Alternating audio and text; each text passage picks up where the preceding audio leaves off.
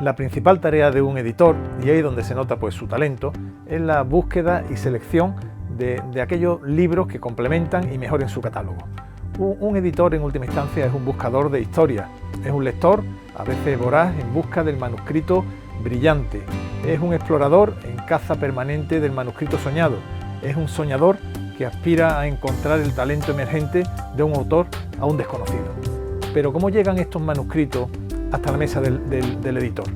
El editor se limita a esperar que le lleguen estos manuscritos, es decir, es una selección pasiva, simplemente leyendo aquello que tiene sobre la mesa, o por el contrario tiene que practicar una búsqueda activa. Vamos a conocer en este documental el mundo tan apasionante como desconocido de esos canales, de esas vías por las cuales los manuscritos de los autores llegan hasta la mesa del editor.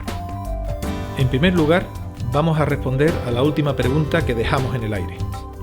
El editor no es un sujeto pasivo en estas lides, sino que, al contrario, debe ser un buscador activo, un incansable caminante tras el rastro de los buenos textos que complementen y enriquezcan su catálogo.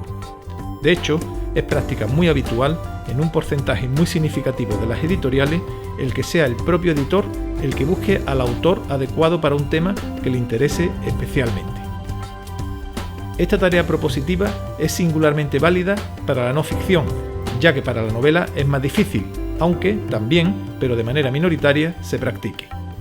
El editor es responsable de una serie de colecciones, conoce los temas posibles, detecta una necesidad o hueco en librería y busca a la persona más adecuada para escribir el texto que desea. El editor toma así el protagonismo y se convierte en la levadura imprescindible para que el libro nazca y vea la luz. Un editor de raza siempre debe mantener los ojos muy abiertos, porque nunca se sabe cuándo puede saltar un buen tema. Puede ser una noticia leída en prensa, una conferencia escuchada en un congreso, una conversación en una cena. El editor planteará de inmediato al posible autor detectado la posibilidad de publicarle un libro sobre el tema que domina. Los autores famosos, conocidos y con lectores seguros suelen estar representados por agencias literarias o trabajar con grandes grupos editoriales. Algunos son fieles a su editorial de toda la vida y otros se inclinan por el que mejores condiciones le ofrezcan en cada caso. En general, muchos autores comienzan con editoriales pequeñas y a medida que van siendo conocidos, pasan a editoriales mayores. Otra cantera de talento, otra fuente de conocimiento es Internet. Los influencers, los youtubers, los blogueros se han convertido en objeto del deseo de los editores. ¿Por qué? Porque son conscientes de que manejan, controlan, conocen muy bien alguna materia determinada y además tienen una alta notoriedad. Por eso son muchos los editores que rastrean la red en la búsqueda de ese fenómeno editorial por descubrir. Hasta aquí algunos de los ejemplos de búsqueda activa del editor, pero en otros muchos casos son los manuscritos los que llegan hasta las editoriales. ¿Cómo? Pues existen varias vías prototípicas y algunas de ellas atípicas. Destacaremos en primer lugar el papel de las agencias literarias, que representan y defienden los derechos de sus autores. Las agencias conocen a las editoriales y les proponen a los autores y temas que mejor encajan en su catálogo. En otras ocasiones, los manuscritos llegan directamente a la editorial a través de su página web. Es un mecanismo arriesgado para el autor, ya que al llegar a la editorial cientos de manuscritos, la posibilidad de que sean leídos y valorados es pequeña. Pero es una vía eficaz porque muy buenos libros han visto la luz por esta vía tan simple como directa. Las editoriales marcan las pautas para la recepción de estas propuestas, aunque normalmente no se comprometen ni a leerlos ni a responder a los proponentes, dado el enorme esfuerzo que esta tarea le supondría. Los autores ya editados con anterioridad, los autores de casa, como se les conoce coloquialmente, son también una fuente habitual de propuestas. Es frecuente que entre autores y editores se establezca una relación de fidelidad y trabajen juntos en un número sucesivo de obras, aunque la rotación de los autores, que pasan de una a otra editorial por motivos diversos, es cada día más alta, como ya indicamos al principio.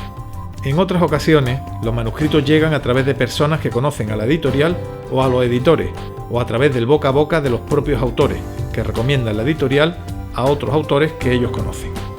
Muy buenos manuscritos entran por esta vía, aunque en ocasiones también se crean compromisos personales o familiares con algunos manuscritos que no son del agrado del editor y que se ve forzado a rechazar.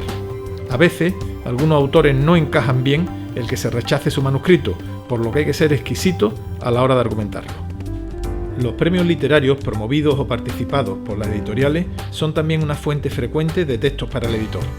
En otros casos, en la reedición de clásicos o libros ya editados con anterioridad, es el propio editor o la opinión de algún experto o la opinión del director de colección, si existiere, el que pone en valor el texto adecuado.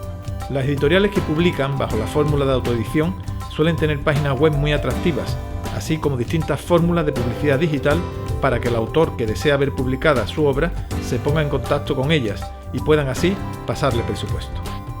En todo caso, sea la vía la que fuere, el editor deberá leer siempre, con mucho detenimiento, cualquier manuscrito antes de decidir editarlo, para ver si cumple con las exigencias de fondo y forma autoexigidas.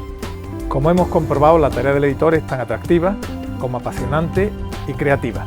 Y recalco esto de creativa porque en muchas ocasiones la tarea del editor no es suficientemente conocida.